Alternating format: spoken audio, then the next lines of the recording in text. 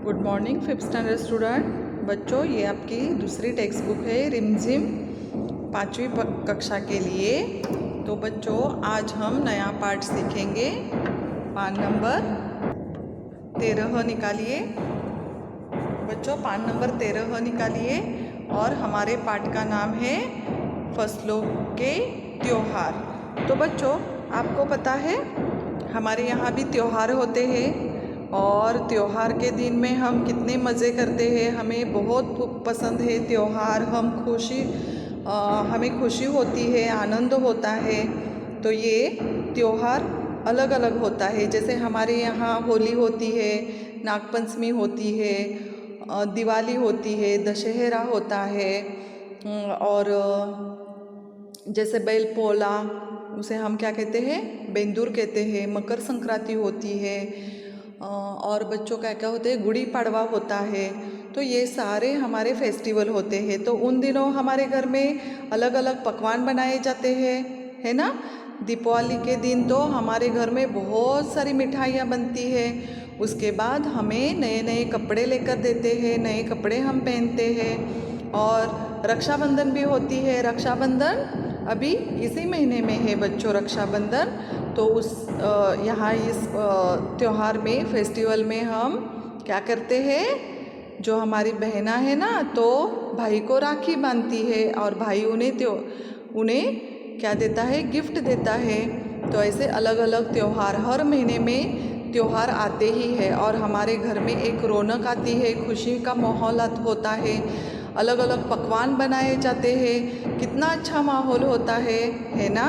तो बच्चों, ऐसे ही हम जैसे फेस्टिवल करते हैं, हमारे जैसे फेस्टिवल होते हैं, त्योहार होते हैं, वैसे ही फसलों के त्योहार भी होते हैं। तो फसलों के त्योहार कैसे होते हैं बच्चों? तो जब हमारे किसान भाई है ना, जैसे तुम्हारे घर में पापा किसान होंगे, चाचा किसान होंगे, आपके दादाजी होंगे, मामा होंगे, तो ये किसान क्या करते हैं, खेत में काम करते हैं। और जैसे हमारे माँ बाप हमें बड़ा करते हैं, पाल पोस कर बड़ा करते हैं, वैसे ही किसान लोग क्या करते हैं, अपने खेत में जो फसल आती है ना, उसकी भी देखभाल करते हैं, उसे अच्छे से बड़ा करते हैं। और जब फसल आती है ना, तो फसल आने के बाद और काटने के बाद उसे त्योहार करते हैं। तो कैसे? तो आइए, तो ऐसे ही हम एक त्योहार के बारे में जानेंगे और इसका परिचय करेंगे, ठीक है। तो ऐसे ही एक फसलों के त्योहार का पाठ मैं आपको पढ़ाने वाली हूँ। पाठ नंबर 13 निकालिए और जैसे मैं पाठ पढ़ती हूँ आप समझ कर लेना है, ठीक है। तो बच्चों, यहाँ देखो, फसलों के त्योहार का जो हमारा ये पाठ है, तो यहाँ देख रहे हो, यहाँ भारत का नक्शा है, देख रहे हो। और इसी नक्शे में यहाँ थोड़ा सा डार्क ग्रीन किया है, डार्क ग्रीन यानी हरा कलर दिया है। तो ये बिहार का एक शहर है, बिहार का, और उसका नाम है गया। बिहार का एक शहर है और उसका नाम है गया। तो इस पूरे भारत में ये जो यहाँ छोटा सा शहर दिया है ना, यहाँ थोड़ा सा डार्क ग्रीन कलर दिया है, हरा कलर दिया है। तो इसके बारे में हम इस पाठ द्वारा आपको बताएंगे। तो मैं पाठ पढ़ती हूँ और समझाती हूँ, ठीक है। आप ध्यान लगाकर देखना है बच्चों। सारा दिन बोरसी के आगे बैठकर हाथ तापते हुए गुजर जाता है। सारा दिन बोरसी के आगे बैठकर हाथ तापते हुए गुजर जाता है। बोरसी यानी क्या? अंगेठी। इसे क्या कहते हैं हमारे यहाँ, हमारी भाषा में क्या बोलते हैं उसे? आग लगाकर। यानी जैसे ठंडी का मौसम होता है तो हम सारी लकड़ियाँ जलाकर उसके सामने बैठते हैं ना, तो ऐसे हम बोरसी के आगे हाथ तापते हुए आते हैं। कहाँ तो खिचड़ी के समय धूप में गर्माहट की शुरुआत होनी चाहिए और यहाँ हम सूरज के इंतज़ार में आस लगाए बैठे हैं। आस यानी उम्मीद, आस लगाए बैठे हैं। पूरे 10 दिन हो गए सूरज लापता है। लापता यानी गायब है। आज सुबह तो रज़ाई से निकलने की हिम्मत नहीं हो रही थी। रज़ाई यानी हमारे घर में जो ब्लैंकेट रग होता है ना, तो ये उसे कहते हैं। तो यहाँ देखो बच्चों, जैसे कि जो आग लगा कर यानी हम क्या करते हैं ठंडी के मौसम में ऐसे एक जगह पर आग लकड़ियाँ जलाते हैं और उसके सामने उसके पूरे सामने हम क्या करते हैं आग लगाकर हाथ तापते हैं, यानी वो हम हाथ को सेकते हुए नज़र आते हैं। लेकिन यहाँ तो खिचड़ी का समय है। खिचड़ी यानी खाने वाली खिचड़ी नहीं है बच्चों। तो खिचड़ी जैसे हमारे घर में कैसे बनाती हैं, 5 अनाजों से वो खिचड़ी बनाते हैं। वो उसे एक सारे 5 अनाजों को मिलाकर एक पकवान तैयार किया जाता है, उसे खिचड़ी कहते हैं। लेकिन हम बात कर रहे हैं बिहार के गया शहर में खिचड़ी नाम का एक त्यौहार है। खिचड़ी नाम का एक त्यौहार है और जब भी यहाँ ये त्यौहार आता है तो उस समय धूप में गर्माहट की शुरुआत होनी चाहिए। जब ये त्यौहार आता है तो गर्माहट यानी गर्मी पैदा होने का वो समय होता है। लेकिन आज हम क्या कर रहे हैं, यहाँ हम सूरज के इंतज़ार में, सूरज यानी जो हमारा सूर्य है ना, उसके इंतज़ार में उम्मीद लगाए बैठे। आस लगाना यानी उम्मीद लगाकर बैठे हैं। पूरे 10 दिन हो गए सूरज लापता है। लापता यानी वो गायब हो गया, क्योंकि वो सूरज उगा ही नहीं है। कितने दिन, 10 दिन हो गए, लेकिन अभी तक सूरज उगा ही नहीं है।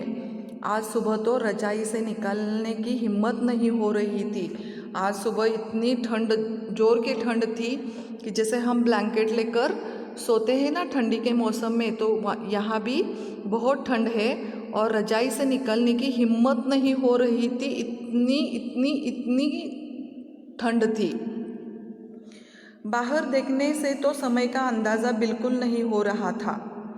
जब बाहर देखा तो समय का अंदाज़ा बिल्कुल नहीं हो रहा था। समय का यानी जब सूरज उगता है तो हर तरफ रोशनी फैलाता है। सुबह सुबह सारे जो हमारी चिड़िया है ना चहचहाती है और हमारा जो और सारे लोग काम पर निकल जाते हैं। ऐसे वो समय समझता है कि सूरज उगने के बाद कि हाँ अभी सुबह हो गई है। उस सुबह के 8 बजे है, 10 बजे है, लेकिन सूरज यहाँ 10 दिन हो गए वो उगा ही नहीं है, इसीलिए समय का पता ही नहीं हो रहा है। लेकिन घर में हो रही चहल पहल अब पता चल रही है। चहल पहल, शोर शराबा। अभी समय का अंदाज़ा तो नहीं लग रहा है, लेकिन घर में चहल पहल का पता चल रहा है। रह कर कानों में कभी चांपाकल के चलने और पानी के गिरने की आवाज़, तो कभी किसी के हाँक लगाने की आवाज़ आ रही थी। अब यहाँ देखो बच्चों, सुबह का माहौल था। सूरज 10 दिन से लापता है, यानी वो उगा ही नहीं है। रजाई से बिल्कुल बाहर आने की हिम्मत नहीं हो रही है और समय का अंदाज़ा भी नहीं लग रहा है। लेकिन घर में तो चहल पहल हो रही है और रह कर यानी थोड़ी थोड़ी देर के बाद कानों में एक आवाज़ आ रही है। कैसी आवाज़ आ रही है?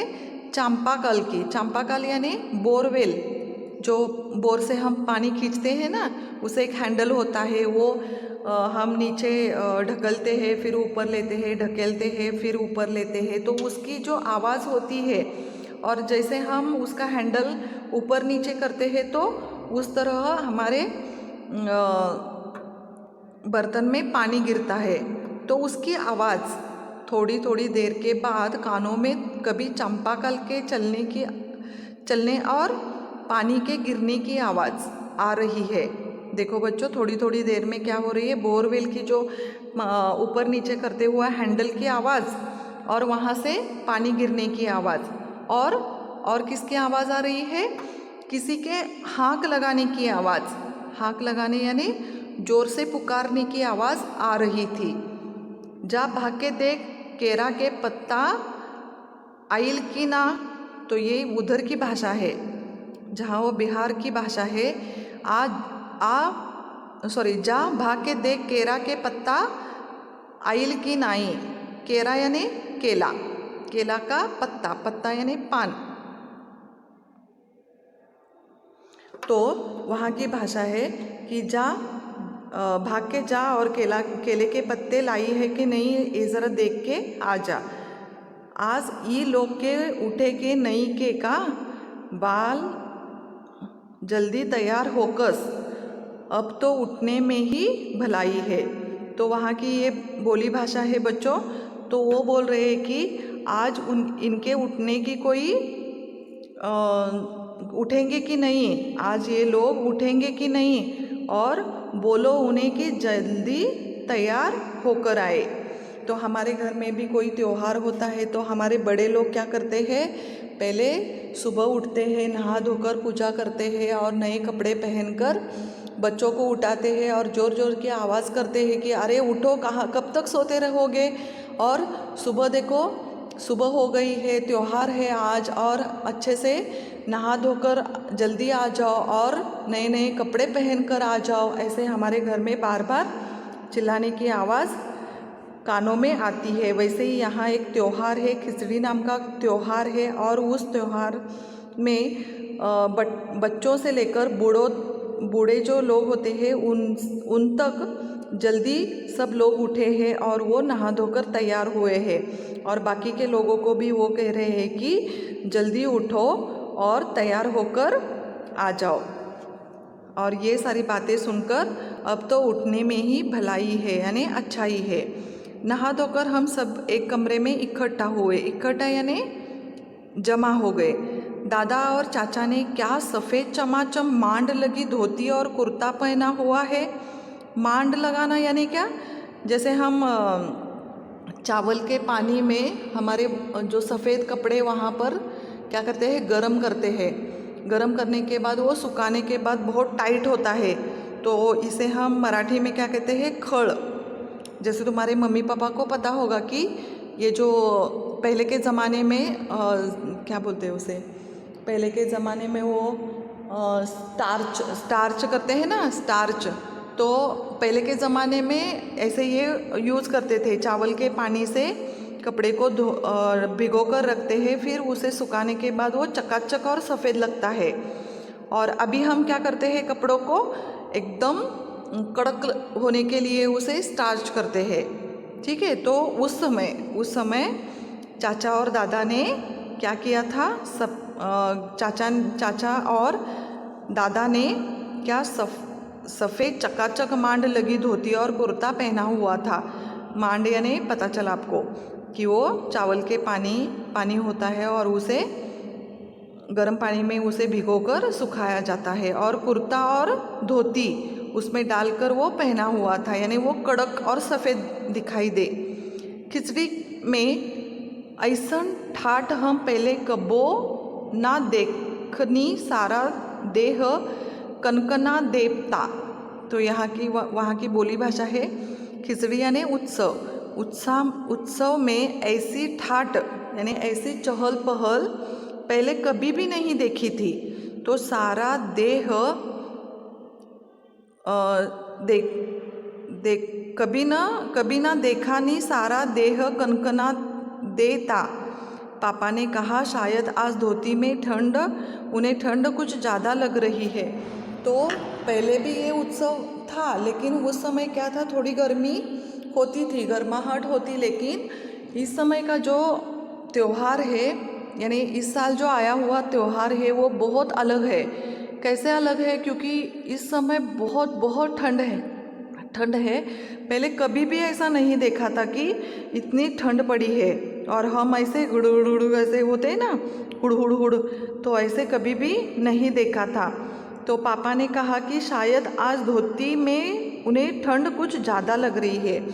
इससे पहले क्या होता था कि जब ठंड लगती थी तो हम स्वेटर, शॉल और क्या उसे कहते हैं, मफलर, मोजे पहनकर बैठते थे। लेकिन आज तो त्योहार है, ये सब स्वेटर नहीं पहन सकते, इसीलिए वो क्या सिर्फ धोती और कुर्ता पहना हुआ था, और इसीलिए उन्हें ज़्यादा से ज़्यादा ठंड लग रही थी। सामने मचिया पर खादी की सफ़ेद साड़ी पहने हुई दादी बैठी थी। मचिया यानी छोटी काट जो बुनी हुई होती है ना, पंजाब के लोग वहाँ ऐसे उनके घर के सामने जो काट वो बुनी हुई होती है ना, वो ऐसे चारपाई उसे कहते हैं। तो वो सामने मचिया पर खादी की सफ़ेद साड़ी पहनी हुई दादी बैठी थी। खादी यानी क्या?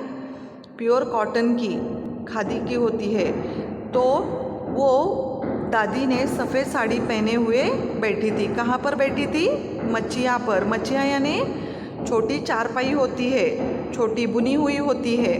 वहाँ पर चार पहियों पर हमारी जो दादी बैठी है और वो सफ़ेद साड़ी पहनकर बैठी थी। आज दादी ने अपने बाल धोए हैं, क्योंकि त्योहार है इसलिए दादी ने अपने बाल धोए हैं, वॉश किए हैं। झक सफ़ेद समेल की रुई जैसे हल्के फुल्के बाल।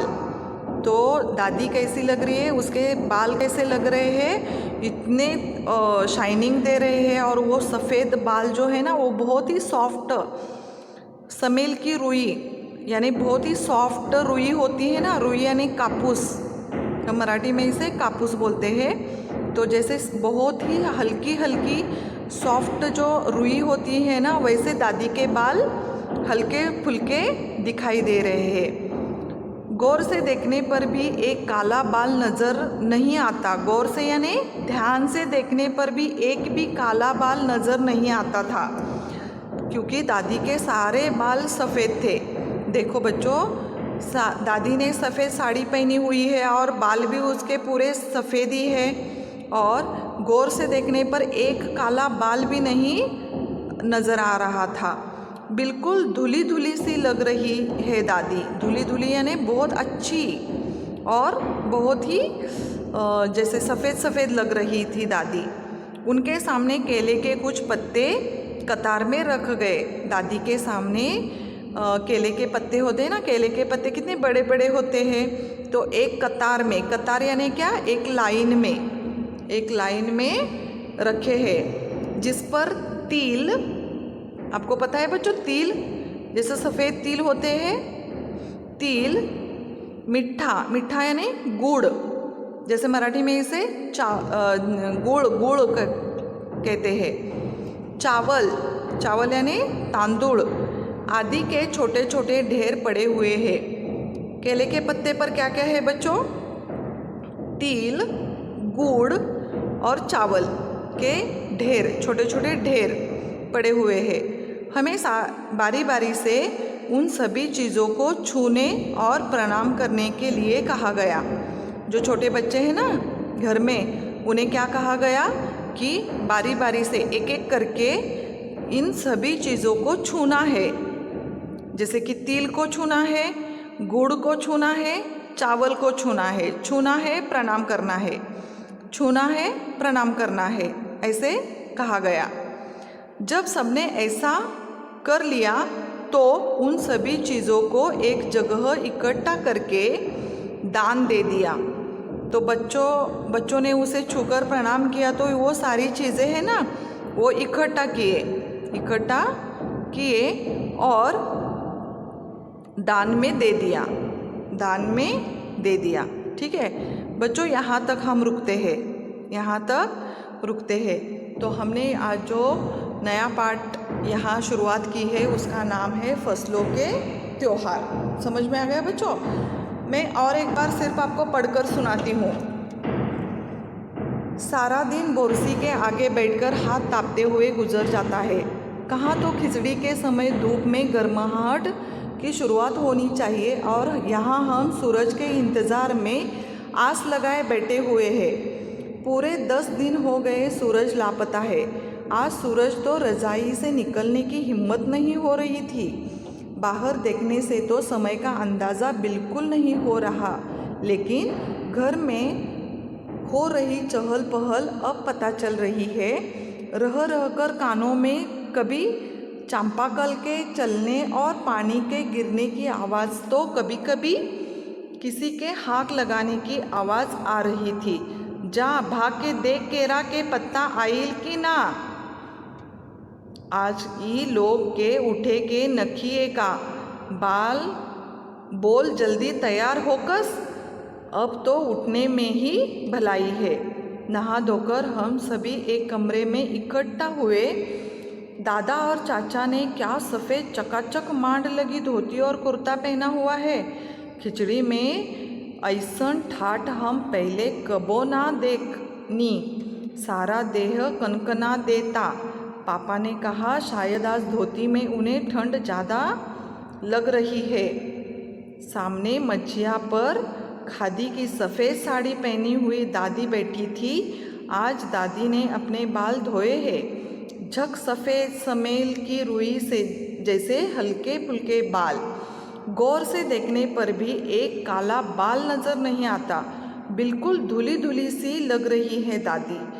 उनके सामने केले के कुछ पत्ते कतार में रखे हैं, जिस पर तिल, मिठा यानी गुड़, चावल आदि के छोटे छोटे ढेर पड़े हुए हैं।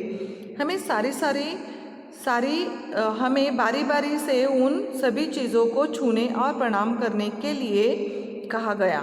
जब सबने ऐसा कर लिया तो उन सभी चीज़ों को एक जगह इकट्ठा करके दान दे दिया। तो यहाँ तक हमने पढ़ाई की है बच्चों, समझाया है मैंने। तो आज के लिए बस इतना ही काफ़ी। आपको क्या करना है, घर में 2 बार ये पाठ पढ़ना है, 2 बार मन लगाकर पढ़ना है, ठीक है। उसके बाद का पाठ मैं आपको नेक्स्ट वीडियो में भेज दूँगी। ओके, तो आज का क्लास हम यहाँ ख़त्म करते हैं बच्चों। Thank you.